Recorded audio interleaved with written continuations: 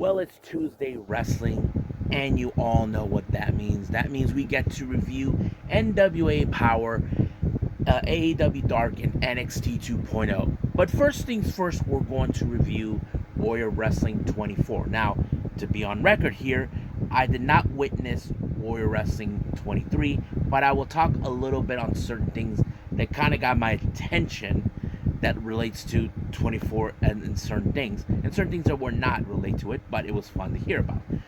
And of course, we cannot forget some news updates about what's been going on in the world of pro wrestling. So, let's get ready with another episode of Deleted Wrestle Zone.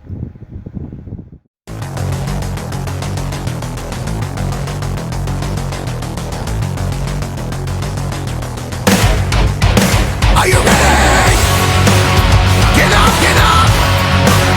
Get up, get up! Get up, get up! Get up, get up! Get up, get up! Get up, get up!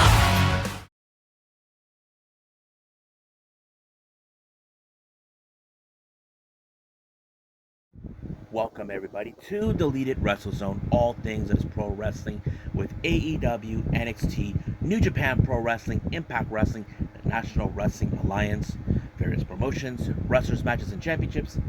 I am your host, Gerard here. So, today is June 28th.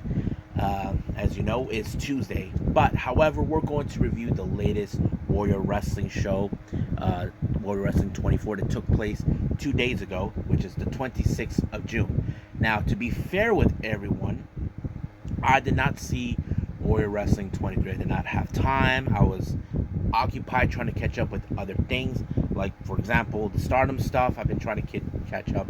But I did find certain things that were fascinating. Like the first one, Frank the Clown had AQA, who in fact had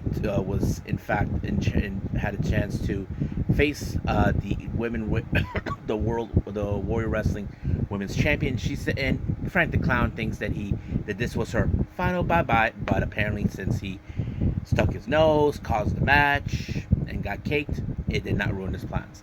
That was a real fun. But the one thing that surprised me is Casey Navarro cashed in his medallion to give himself an opportunity of a title, and I did not expect he was going to obtain the Warrior Wrestling title from Will Ospreay, and I'm sure he's going to think it's another conspiracy because every promotion is out to get him.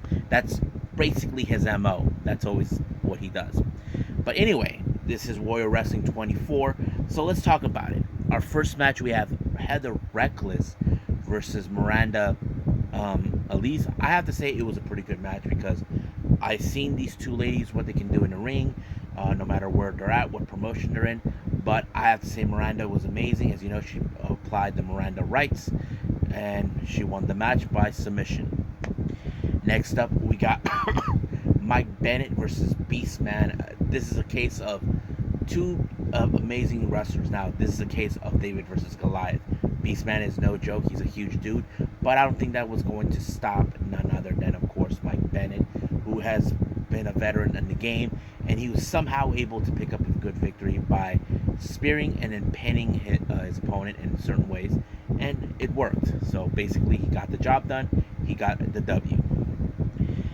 Next up, we have the Lucha Contenders Medallion six-way scramble match. Now, this medallion I mentioned before, Casey Navarro was the previous holder of that until he cashed it in for a shot of the title. So basically, this possibly will apply. So the wrestlers they had for this particular match, we have ASF, Dragon Bane, Alpha Wolf, Golden Dragon, Ninja Mac, and Gringo Loco. I mean, these are wrestlers definitely that are amazing and they fit in perfectly. These people, or these are the ones that we definitely can get behind on. But this is the scramble match. Anything could happen at any moment. Now, I'm sure many fans probably would have hoped Ninja Mac would win because, you know, he is the fan favorite by many others. I get that. But unfortunately, it was Gringo Loco who walked out as the victor by an amazing pinfall. I'm sure we will find out what he's going to do next. Is he going to wait the long game? We don't know. So we'll see. Now, nobody likes this piece of garbage. I'm talking about Frank the Clown, who's been trying to do this crazy stuff, talk about himself. He felt he's been disrespected, but he decided to disrespect Denise Salcedo for no reason, demanding her to get on her knees and apologize. But she did give him a slap in the face. But he ran like a little girl when someone familiar showed up. We're talking about, of course, Maria Kanellis, who represent Women's Wrestling Army, which is a promotion that she started out this year. I don't know what's her purpose, but I'm sure Frank the Clown is pissed off that Athena remained as the champion, whatever the case was. But he did not want to stick around and deal with her. I think he's scared of her. But if he even thinks about touching her, I'm sure Mike Bennett will teach his ass a lesson. Now, our next match, I have to say, what a great match on this one. Tom Filthy Lawler versus the American Wolf, Davey Richards. This is one of those matches you know is going to be good because these guys are in the same kind of type of breed. Tom Lawler, former MMA fighter, Davey Richards, and a fantastic striker who's been a veteran in the game, not to mention his knowledge of the human anatomy as a paramedic that helps him win his matches. That kind of tells us a lot of things. But you probably wouldn't expect how this is going to end. Now, Lawler, as you know, Davey Richards' famous move is the ankle lock. Now, you would have assumed in the back of your heads, yes, that's how it's going to win. Unfortunately, it did not, but Lawler countered it, but it was recountered by Richards and won the match. And of course, it was a bit of surprising at the last second he was able to turn it around and allow himself. And of course, Lawler got respect from Richards, and I think this is going to be a good thing. Now, our next match is a 6-man tag team match. We have Fuego del Sol,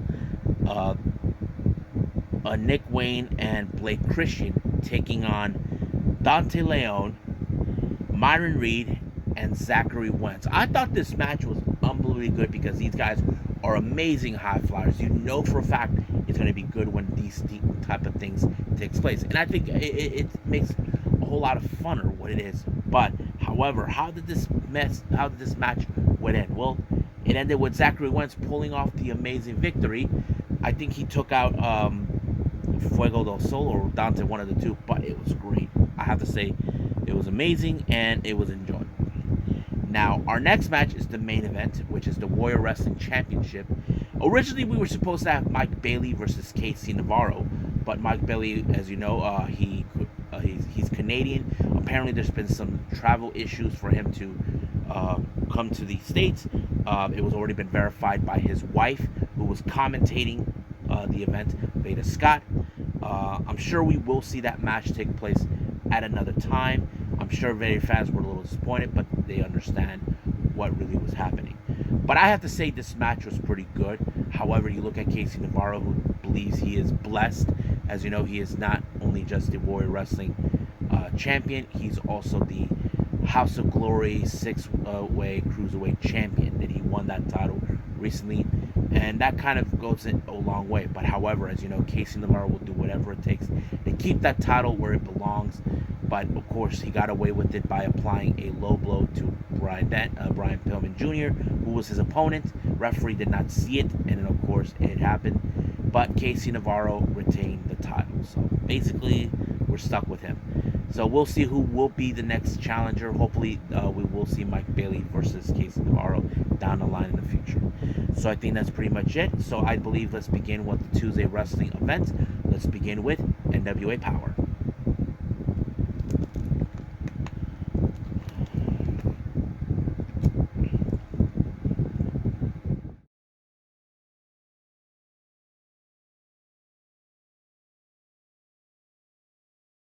Okay, so NWA Powerrr. Now, it opened up with a very strange interview in the ring by Kyle Davis with the surprising appearance of Matt Cardona. Now, keep in mind, Matt Cardona is not happy about the things that went down. You know, is ready. He wasn't planning on relinquish his title, but Billy Corgan. Now, he believes now that Trevor Murdoch is the current champion, he's just saying, you're just making it warm for me. So that's the obvious question. So he's pretty much upset that things have fell apart because of a torn ACL.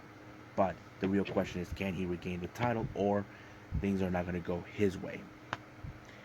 Now, our opening match, we have Jenna side teaming up with Misa Kate. Now, Misa Kate in the past had teamed up with various people, but it's just the right people to connect. Their opponents, it's none other than Max the Impaler and Chelsea Green. Now, you ask yourself the obvious question: how would these both Max and Chelsea get along? I've seen Max can be in good matches when it comes to tag teaming, unless it's Heidi involved, but not this time. So this was a very unusual pairing, but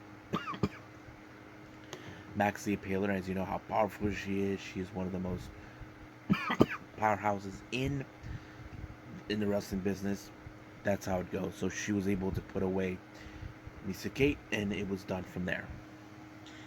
Now, our next interview, we have May Valentine. She talks to Rodney Mack. Now, Rodney Mack, as you know, he's been very focused, and apparently he says he made some interesting developments, like a new business partner. But it was unclear who it was. But he did state it that got to pay attention. Now, our next match, we have a three-way match. We got Gustavo Aguilar, Sal DePal, and PJ Hawks. Now, keep in mind, in this type of match, Sal DePal is delirious because Father James Mitchell was not there. But I have to say, PJ Hawks has done a pretty good job on his own. Ever since his dad was, not being there for him when he needed it, but it showed that he is capable of. We know that this is a match that will have huge implications for the junior heavyweight title that currently is held by Homicide. The only question is, when will that opportunity rise for PJ Hawks, because he picked up a huge win in this one. So if I was Homicide, I would pay attention, and this is going to be a different result in the future, but we'll see what happens. Now, our main event, as you know, we have the NWA World Tag Team titles on the line. So La Rebellion did a little interview with May Valentine, indicating that those titles were held long enough by them and all this and that. So they are thirsty to get those titles back. Now, our next match, we have Anthony Andrews versus Rodney Mack, but a surprise appearance was his partner, or whatever, his associate, Aaron Stevens. Now, it was unclear why. However, as you guys know this or not, if you're planning to be a manager, you must have some manager license. Turns out Aaron Stevens has already applied for one, and he has one already.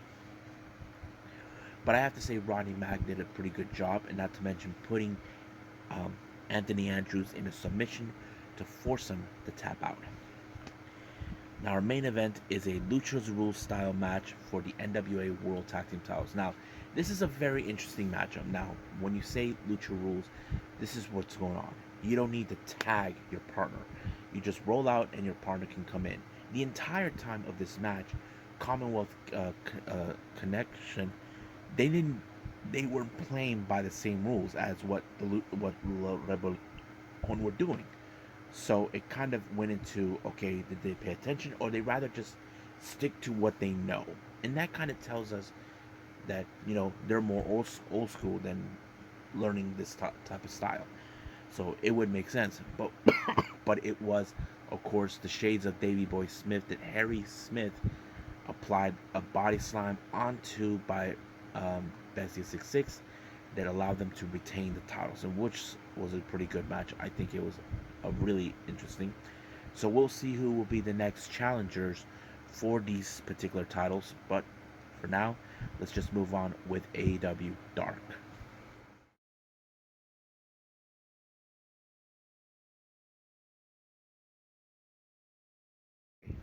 AEW Dark, as you know. So let's move on with our first match. We have Willow Nightingale versus Ashley DeBroz. Now, some of you can say now that, is Willow a full-time member of the roster? Well, that's an unanswered question because we don't know. We know she has played extra before. We know she has been in other, showed up in Darks on certain times. But I don't know. I don't know if Tony Khan is very interested in her. That's the obvious question. But if he is, then we will see in the upcoming weeks or months. That depends on what Tony Khan likes. However, as you guys know, Will Nightingale is heading to Japan next month for Tokyo Pro. But the match with Will Nightingale, as you know, this one, the ending was pretty good. It ended up with a gut wrench power bomb. I have to say, very impressive. I love exactly what this match does. It shows the powerness of Wilton Nightingale. Our next match is Nick Morado and Aaron Slow of the Factory taking on Cole and Null and Matt Vandergriff. Now you can guess this one ends in the favor of the Factory, Camarado and Solo, giving them the win thanks to Nick Camarado's powerhouse. 1, 2, 3. Next match we have Matt Sydal versus Jake Something. Now this is a very unique match. Now Jake Something, we know who he is. We've seen him in the Independence. We've seen him in Impact. So basically, you can say, is he with AEW? Now he'll be working with them as part of the extras or whatever they're gonna do. But he was very impressive. Now the powerness with him is always effective. But as you know, when Matt Sydal has changed his gears from high flyer to groundwork, it always helps. And he was able to pick up a good victory by pinning Jake Something with gutting down to in a good position. So I thought it was a pretty interesting match.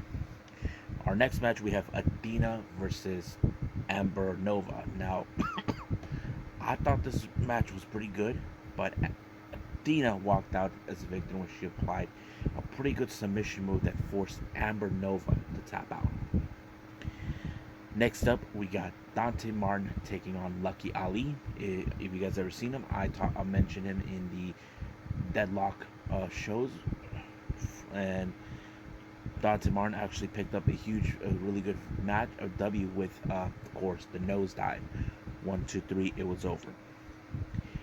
Next up, we got Julia Hart versus Valentina Rossi. Now, Julia Hart with the new look, new ring gear, and of course, a new attitude.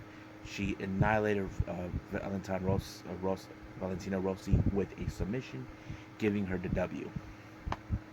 Next match, we have Fuego del Sol versus Marcus Cross.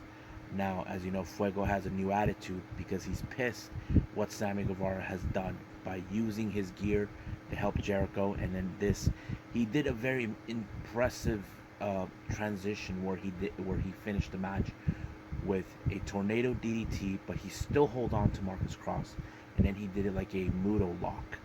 That was very impressive. I did not anticipate that type of move, but it did allow him to win the match with the submission. However, as soon as he came out, as soon as the match was over, the Factory showed up. Now, QT Marshall he tries to make the Factory stand out more, to be more powerful than it could possibly.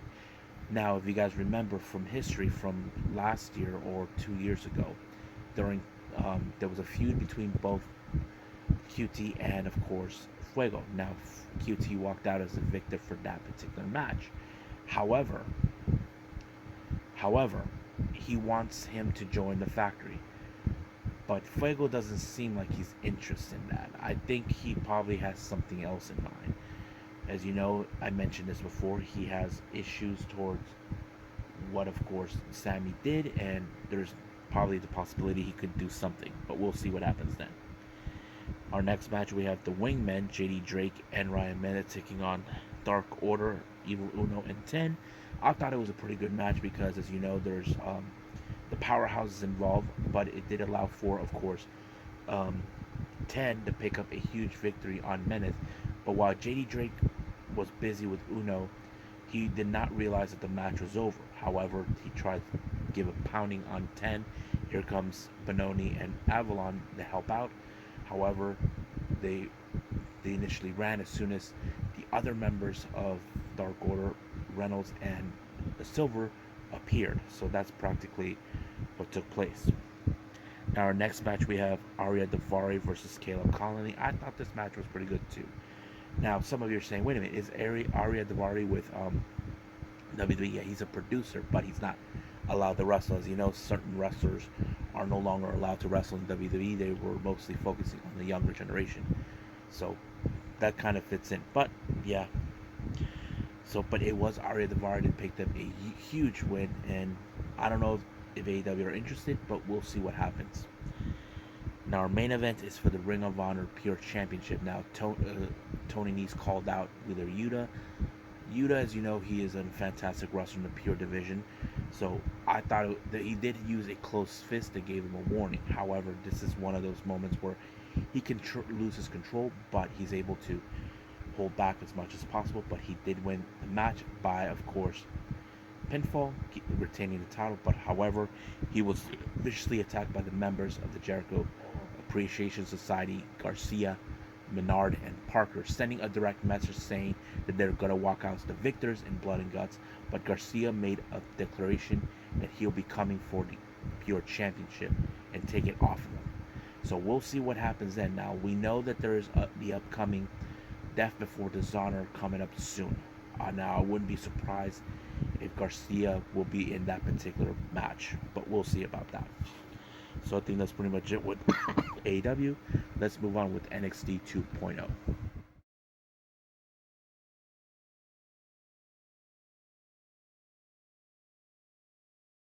Our last review is NXT 2.0. It opened up with a number one contendership for the NXT Women's Tag Team titles at the Great American Bash. Now, we have been seeing a lot of turmoil in the women's division, but however, mostly coming from the tag team division. Now, Katie Katana Chance and Kaden Carter have been one of those straight up tag team, legitimate tag teams that have been there for a long time. They've been ignored, they've been pushed to the side, not giving a chance. However, when Roxanne Perez and Cora Jade appeared, they decided to step up, saying, we're going to be the ones to challenge them. However, of course, Toxic Attraction will be watching this match closely, but they're not too concerned because they believe no one can beat them. No one says anything about beating them. The problem is, the way I see it, Toxic Attraction just doesn't want to put those titles on the line. They just want to hold on to them, look pretty. But the fact is, they need to be fighting champions. If they can't do that, then it proves that they're not true fighting champions. But this match was so intensified because you wouldn't expect a whole lot. But, however, it was Roxanne Perez that walked out the victor when she applied Pop Rocks onto Katana. 1, 2, 3. They are now the number one contenders. Now, in the backstage segment, we see Diamond Mine. They were rudely interrupted by Joe Gacy and the Dyad. Now, it's still unclear what they're trying to do. Now, as you know, Joe Gacy is the kind of person who says this message about what he thinks is true. So that kind of puts it up. But however, it just shows that, you know, Joe Gacy is always playing these mind games. Now, our next match we have is Giovanni Vinci taking out Ike Manjaro. Now, Ike Manjaro interrupted him in his interview. I don't know what he was thinking, but he got his ass whooped completely, giving Vinci the win that he needed. Now, during an interview, we saw Toxic Attraction. Now, as you know, they're bragging about how they don't believe that these girls can win because they'll walk out. But however, Nikita Lyons has come back. She's saying the only reason Roxanne Perez won was because of her, because if she didn't got injured in her first place, she would have been the one. That is somewhat true, because there were many of those that believe that this should have been Nikita Lyons' moment, but however, she did put herself in the match against Mandy Rose. Now, as you know, this is the most interesting interview that comes around. Carmelo Hayes, along with Trick Williams. As you know, that there is nobody that's willing to challenge them. But what happened is, Grayson Waller brought in some, portraits and a basketball for Carmelo Hayes to sign. However, later on, it did show that Grayson Waller, the sneaky, sly little bastard, somehow used the signature to indicate that he and Carmelo Hayes are going to be in a match at the Great American Bash for the North American title. And Carmelo Hayes realized that because of that, it was his biggest mistake. Now, Grayson Waller is trying to gain the attention in every way possible, and that's always been his MO. So we'll see what happens next week. Now, as you know, last week we had brand new NXT UK Tag Team Champions, and that is, of course, Brooks Jensen and Josh Briggs. I have to say, it was like something I did not expect. They have shown promising, but however, the party was interrupted by the previous champions, Pretty Deadly. Now, they think that they're the ones that make those titles, but however, what happens next? Well, Josh Briggs did say that they are going to defend those titles in two places. One, in NXT 2.0, and two, in the UK. But they gave Pretty Deadly a beating of a lifetime to teach them a lesson not to get involved. Our next match, we have Indy Hartwell versus Kiana James. Now, Kiana James got under the skin of Indy Hartwell, saying, that she's going to lose to her. Now, Indy Hartwell is trying to do whatever it takes to get back on track.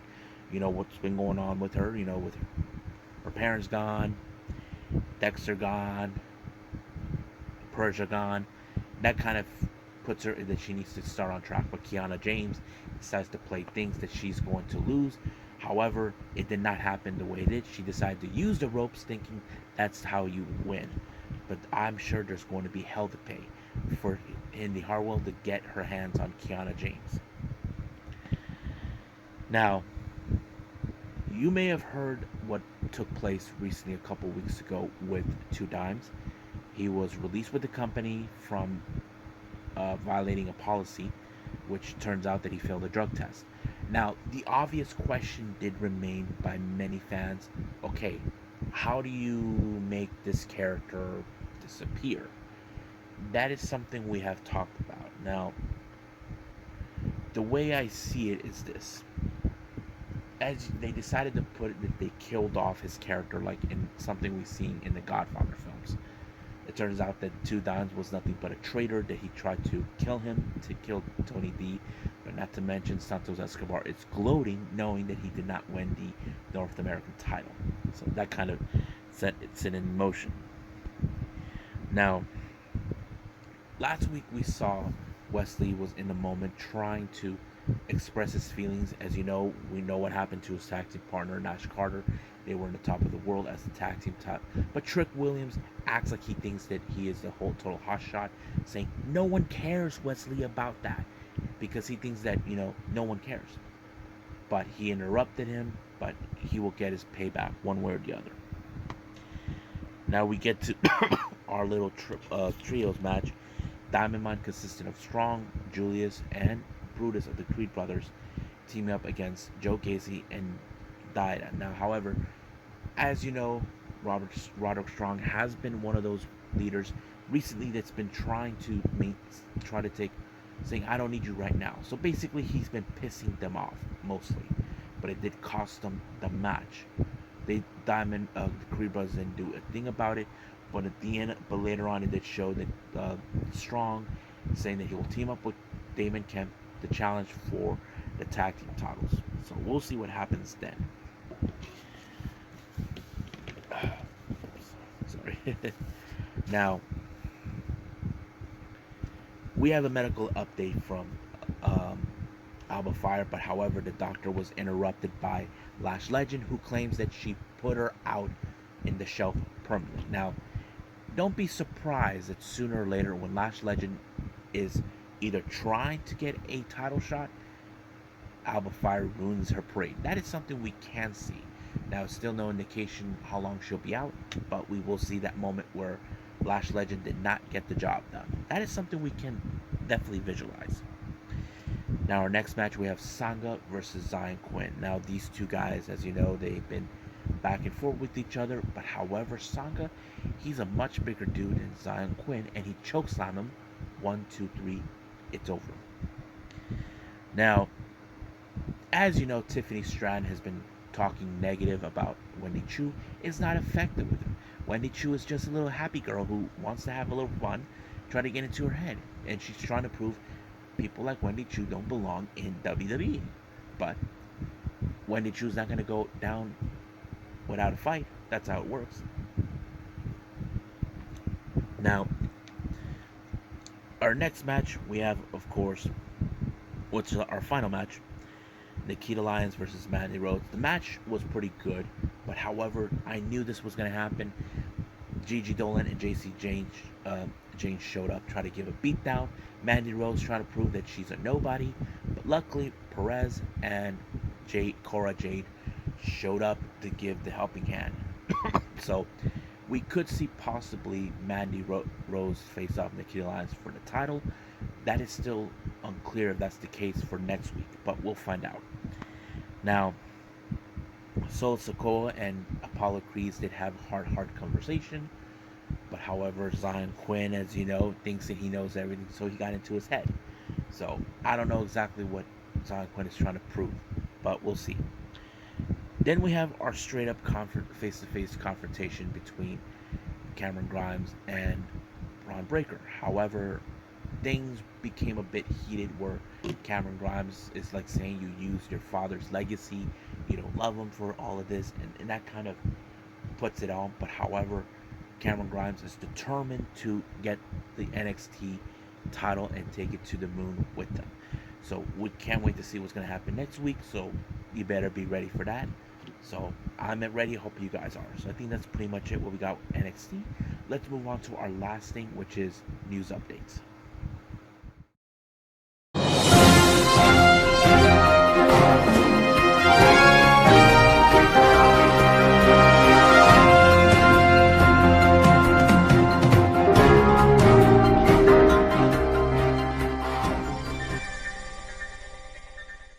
Okay, so we only have 2 news updates coming up.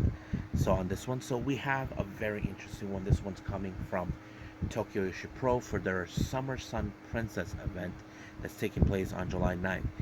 Now there's a tag team match that was announced. Now, a while back, we saw a match between Zuzumi versus Mei Shiruga, which was awesome.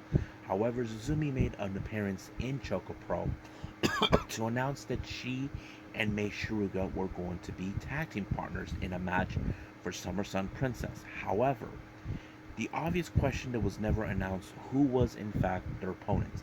Well, it turns out that their opponents is going to be none other than our first AEW Women's World Champion Riho, teaming up with Arisu Endo, who also is, in fact, Suzumi's tag team partner. So this is going to be a very interesting dynamics of tag team partners. As you know, this what I like about this is this: Riho was the ace of Got to Move, and there are those that believe that Mei Shiruga should have been the ace of Got to Move. That kind of puts it in that. But of course, Zumi and Arisu Endo are tag team partners known as Daisy Monkey. This is going to be a very much interesting matchup between the two of them. So I can't wait to see where this is going to go. Now, once again, we are continuing to follow the Konosuke Takeshita UX Expedition. As you know, he's been making headways in various promotions. Recently, this one came from Defy. Now, if you guys are not familiarized with Defy, this is a promotion based out of Seattle, Washington, one of the most interesting promotions in all of the Pacific Northwest.